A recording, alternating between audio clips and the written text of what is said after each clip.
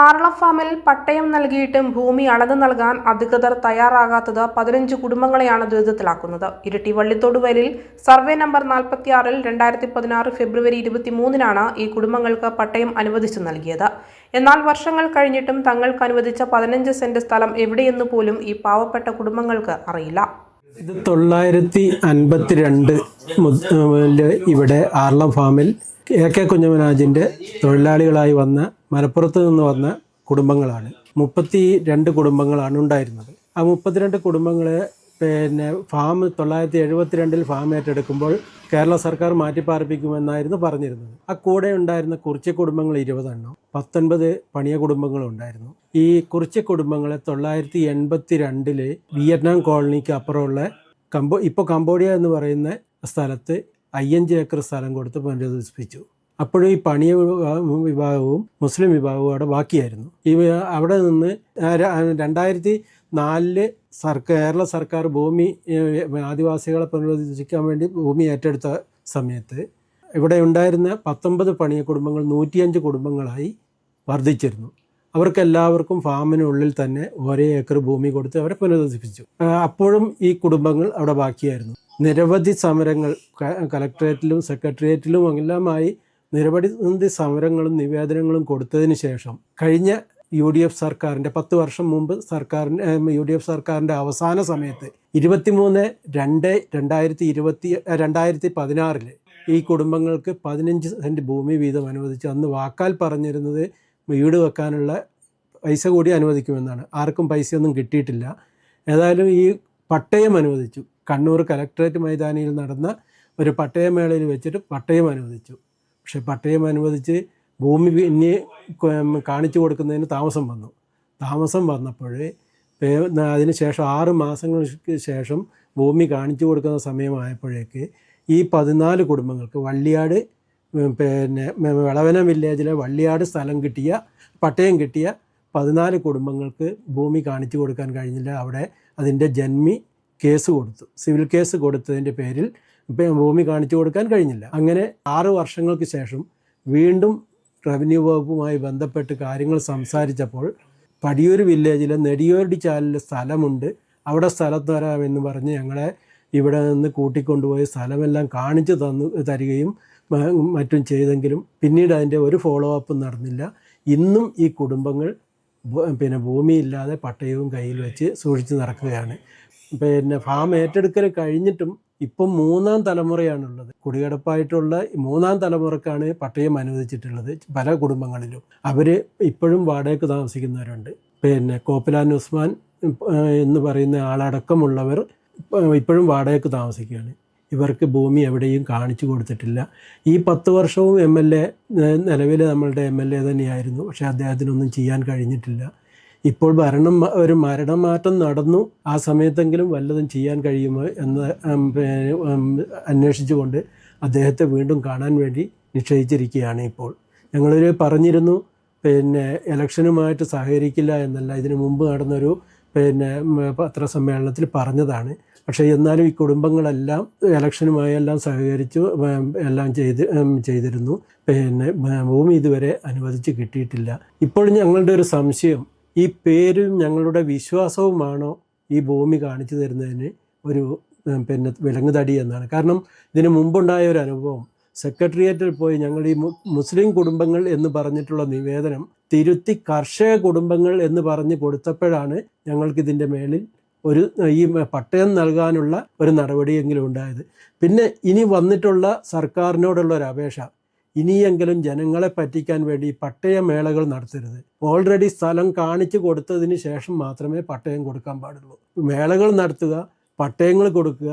ഈ പട്ടയം കൊടുത്തതിൻ്റെ പേരിൽ തന്നെ സർക്കാരിൻ്റെ കണക്കിൽ ഇവർക്ക് ഭൂമി ലഭിച്ചതായിട്ടാണ് ഉണ്ടാകുക.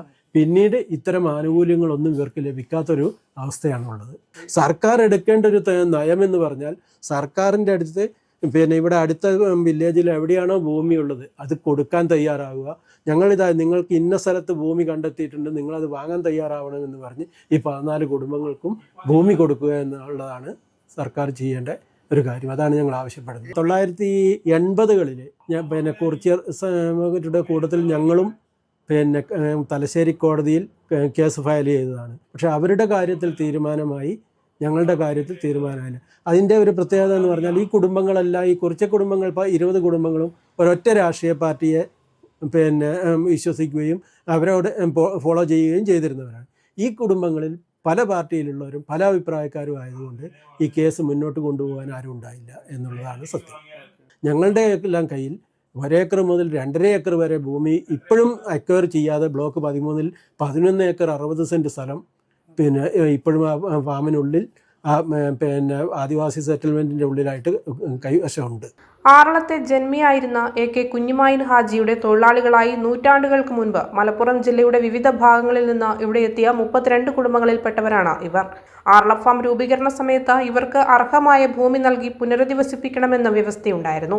ആദ്യഘട്ടത്തിൽ ഒരു വിഭാഗത്തിന് ഭൂമി നൽകിയെങ്കിലും അവശേഷിക്കുന്ന 15 കുടുംബങ്ങളുടെ കാര്യത്തിലാണ് ഇപ്പോൾ അനിശ്ചിതത്വം തുടരുന്നത്.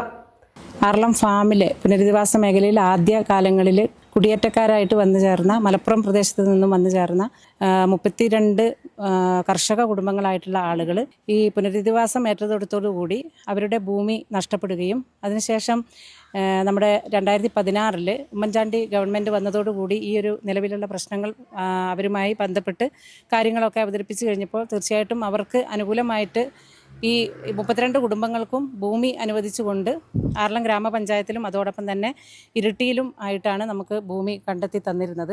പക്ഷേ അതിനകത്ത് 32 കുടുംബങ്ങളിൽ 17 കുടുംബങ്ങളോളം പുനരധിവാസം കഴിഞ്ഞെങ്കിലും ബാക്കിയുള്ള 15 കുടുംബങ്ങൾക്ക് ഇരിട്ടിയിലാണ് ഭൂമി കണ്ടെത്തിയത്. പക്ഷേ അവിടെ പട്ടയം അനുവദിച്ച് നൽകിയെങ്കിലും കാലങ്ങൾ ഇത്രയുമായിട്ടും അതിന് പിന്നെ ഒരു സ്റ്റേ വന്നതോടുകൂടി അതിൻ്റെ ഭൂമിയുടെ ഉടമസ്ഥരായിട്ടുള്ള ആരോ ഒരാൾ പിന്നെ കേസ് കൊടുത്തതോടുകൂടി അതിന് സ്റ്റേ വരികയും തുടർന്ന് ഈ 15 കുടുംബങ്ങൾ അനാഥരായ രീതിയിൽ, കാരണം അതിനകത്ത് പ്രധാനപ്പെട്ട ഭൂമിയുടെ അവകാശികളായിട്ടുള്ള ആളുകൾ മരണപ്പെട്ട് കഴിഞ്ഞെങ്കിലും അവരുടെ തലമുറക്കാരായിട്ടുള്ള ആളുകൾക്ക് ആ ഭൂമി അനുവദിച്ച് കിട്ടുവാന്നതിന് വേണ്ടിയിട്ടുള്ള ഒരു നടപടിക്രമങ്ങളും നാളിതുവരെയായിട്ട് നടന്നിട്ടില്ല. തീർച്ചയായിട്ടും ഈ ഗവൺമെൻറ്റിൽ ഞങ്ങൾക്കൊരു പ്രതീക്ഷയുണ്ട്. അതുകൊണ്ട് തന്നെ ഞങ്ങളുടെ ഈ ഒരു 15 കുടുംബങ്ങളുടെ പ്രശ്നങ്ങൾ ഗവൺമെൻറ് കാണും, അതിന് വേണ്ടിയിട്ടുള്ള കാര്യങ്ങൾ ചെയ്യും. ഈ 15 കുടുംബങ്ങളുടെയും പുനരധിവാസം ഏറ്റെടുത്തുകൊണ്ട് അവർക്ക് വീടും ഒക്കെ നൽകിക്കൊണ്ടുള്ള സംവിധാനങ്ങൾ ഒരുക്കും എന്നുള്ളൊരു കാഴ്ചപ്പാടിലാണ് ഞങ്ങളുള്ളത്.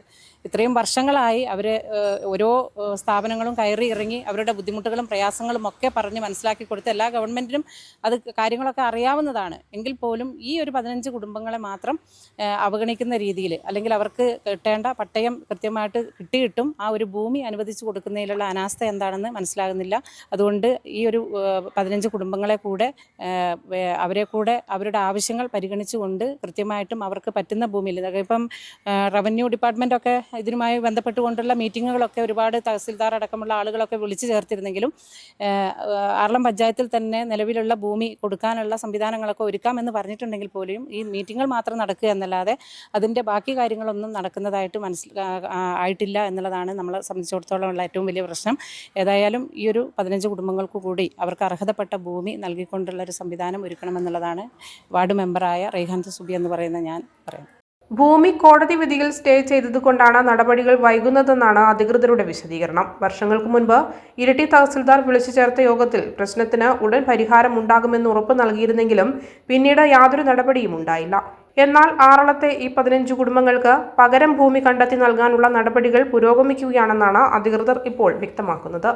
തീർത്തും സാധാരണക്കാരായ ജനങ്ങൾ, തലമുറകളായി മണ്ണിൽ പണിയെടുത്ത മനുഷ്യരുടെ പുനരധിവാസ സ്വപ്നങ്ങളാണ് അധികൃതരുടെ അനാസ്ഥ മൂലം ചുവപ്പ് നാടിയിൽ കെട്ടിക്കിടക്കുന്നത്.